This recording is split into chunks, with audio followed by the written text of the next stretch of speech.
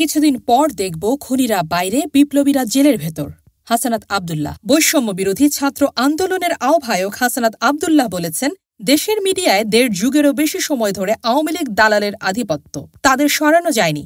কিছুদিন পর দেখব খুনিরা সবাই বাইরে আর বিপ্লবীরা সবাই জেলের ভেতর।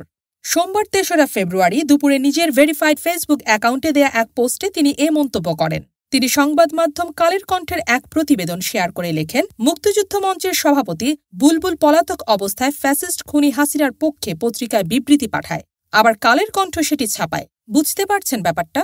গণমাধ্যমের সমালোচনা করে হাসানাত আরও লেখেন, বর্তমান আমলা ও মিডিয়া আওয়ামী অপরাধের বৈধতা উৎপাদনে সমন্বিতভাবে কাজ করছে।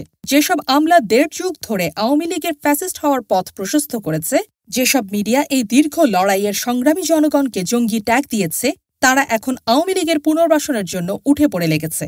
তিনি বলেন, আমরা যখন এই আমলা ও মিডিয়ার বিরুদ্ধে কথা বললাম তখন অনেকে প্রশ্ন তুললেন, আমাদের এই দায়িত্ব কে দিয়েছে? কিন্তু যেসব আমলা ও মিডিয়ার ছত্রছায়ায় আওয়ামী জাহিলিয়াত ও জুলুম কায়েম হয়েছিল, সেই একই প্রতিষ্ঠান দিয়ে ইনসাফ কায়েম করা যাবে বলে যারা মনে করেন, তাদের বলবো, আপনারা ফ্যাসিবাদের মুখোশ সরান। এই বিপ্লবকে নৎসাৎ করে দেওয়ার জন্য এই আমলা ও মিডিয়ায় যথেষ্ট।